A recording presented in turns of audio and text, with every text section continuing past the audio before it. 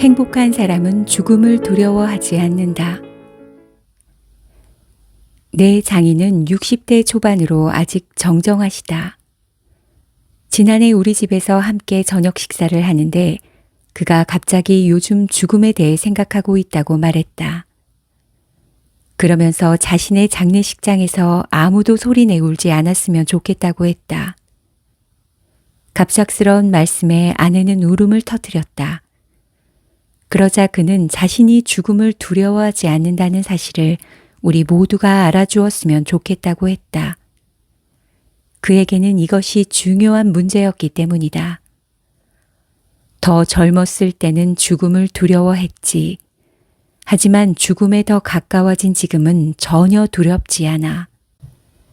이어서 나는 내 생애의 가장 감동적인 순간들 가운데 하나를 경험했다. 장인의 삶에 대해서 아주 진솔하고도 인상적인 대화를 나눈 것이다. 오랜 시간 울고 웃으며 많은 따스한 이야기를 나누었다. 마침내 우리는 우리 모두가 아는 사실, 그러나 외면하거나 잊고 있던 사실, 즉 언젠가 우리도 죽으리라는 사실에 대해 꺼리낌 없이 이야기할 수 있게 되었다. 이것은 가족 모두에게 커다란 선물이었다. 삶을 사랑하는 사람이야말로 죽음을 두려워할 것이라고 흔히들 생각하지만 지혜롭게 살아온 사람은 죽음 또한 지혜롭게 삶의 한 부분으로 받아들였다. 한 예로 59살의 봅은 이렇게 말했다. 죽는 건 두렵지 않아요. 난 얼굴에 미소를 한가득 머금고 죽을 거예요. 내 삶과 내가 남긴 것, 내가 살아온 방식 모두 만족스러우니까요. 아버지가 돌아가시면서 삶을 다르게 살았으면 좋았을 거라고 후회하던 모습이 기억납니다. 나는 그렇게 되지 않을 거라고 다짐했어요. 가장 중요한 것은 자신이 이 세상에서 해야 할 일을 하는 것입니다. 나는 그 일을 했어요. 내가 만난 인생 선배들도 지혜롭게 살면 죽음을 두려워하지 않게 된다고 누누이 말했다. 실제로 삶의 막바지에서 가장 두려운 것이 무엇냐고 물었을 때 이들이 말한 두려움은 죽음이 아니라 남은 삶을 충만하게 살지 못하는 것이었다. 삶의 마지막에서 우리가 두려워하는 것은 책임을 다하지 못하는 것입니다. 이 세상에 태어난 목적을 달성하지 못했다는 느낌을 두려워하죠. 죽음은 삶의 한 부분입니다. 하지만 죽음을 포용하려면 삶의 목적을 이루었다는 느낌이 들어야 하죠. 삶의 종착점에서 가장 두려운 것은 자신이 할 수도 있었던 일들을 다 하지 못했다고 느끼는 것입니다. 충만하게 살지 못했다는 느낌이에요. 죽음에 대비하고 싶다면 후회를 남기지 않을 만큼 충실하게 살아야 해요. 이런 이야기들을 나는 여러 번 들었다. 몇몇 인생 선배들은 잘 죽는 준비야말로 나이 들어 꼭 해야 하는 중요한 일의 하나라고 말했다. 어떤 게 잘 죽는 것이냐고 묻자 그는 이렇게 말했다. 잘 죽는다는 것은 한탄하지 않고 계속 정신의 건강을 유지하는 겁니다. 그리고 살아있는 사람들에게 죽음도 삶의 한 부분이라는 점을 가르쳐 주는 거죠. 잘 죽는 것이야말로 우리가 줄 수 있는 마지막 선물입니다. 죽는 모습 자체로 세상의 마지막으로 직접적으로 영향을 미치는 거죠. 평생 잘 죽는 준비를 하는 것이 우리의 삶인지도 모른다. 하지만 사는 법을 배우기 전까지는 우아하게 죽지 못할 것이다. 혹은 이 반대일 수도 있다. 어쨌든 유한성이라는 진리를 받아들이기 전에는 제대로 살 수 없다. 론도 이런 말을 했다. 인생의 황혼기라는 마지막 시기에는 죽는 연습을 해야 합니다. 삶을 놓아버리는 연습을 해야 하죠. 죽는 법을 터득하지 못하면 사는 법도 알 수 없어요. 삶과 죽음이 같은 것이라는 인식을 삶 속에서 통합시켜야만 제대로 사는 법을 터득할 수 있지요. 내일 죽을 수도, 20년 후에 죽을 수도 있어요. 아무도 모르죠. 하지만 죽음을 삶의 한 부분으로 받아들여야만 살 수 있습니다. 이처럼 나는 인생 선배들과의 만남을 통해서 지혜롭게 사는 것이야말로 죽음의 두려움을 이기는 해독제라는 사실을 깨달았다.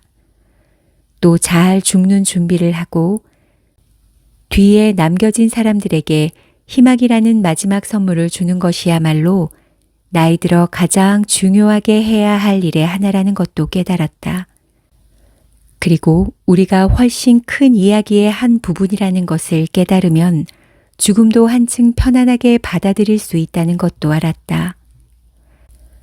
그들이 차분하고도 힘있는 목소리로 죽음에 대해 이야기하는 소리를 듣다 보니 자신이 주변의 모든 것과 분리되어 있다는 생각이 가장 큰 어리석음일지 모른다는 깨달음이 일었다. 90대 중반의 화가 조는 이렇게 말했다. 우리는 정말이지 하나의 점에 불과합니다.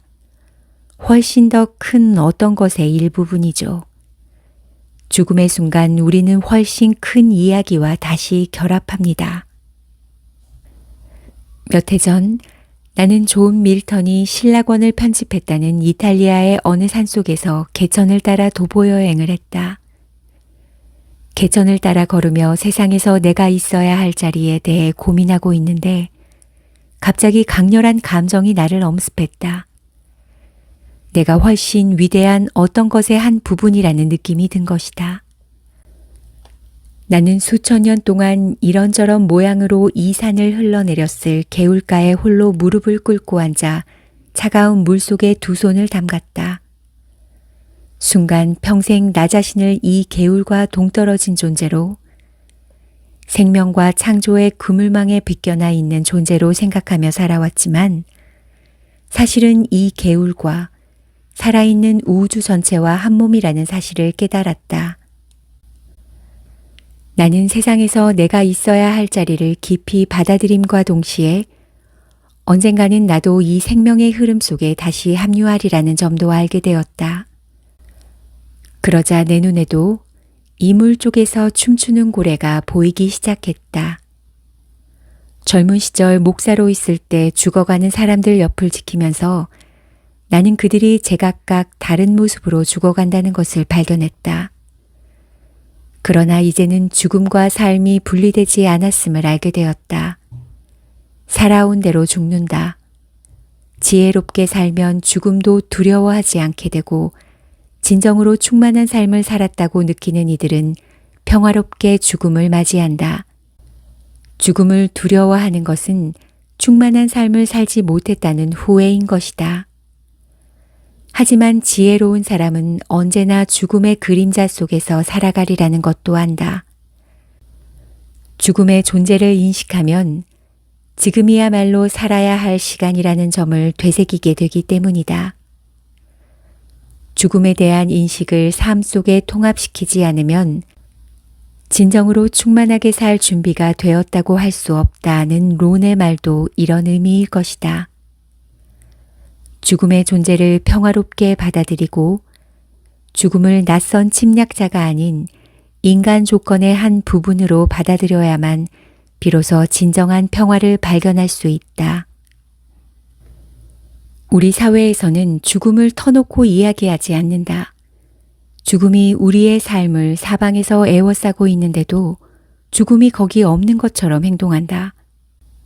그냥 무시해버리면 죽음을 피할 수 있다고 생각하는 것 같다. 지혜롭게 사는 사람은 죽음을 두려워하지 않는다. 행복한 사람들은 고통에 대한 두려움이나 타인들에게 짐이 될지도 모른다는 두려움은 있을지언정 죽음에 대한 두려움이 없다. 나는 요즘 나 자신의 죽음을 생각하면서 평화를 느낄 때가 많다. 나는 잘 살아왔어요. 죽을 준비도 충분히 되어 있죠. 라고 말하던 어르신들의 목소리에서 느껴지던 그 평화로움을 나도 느낀다.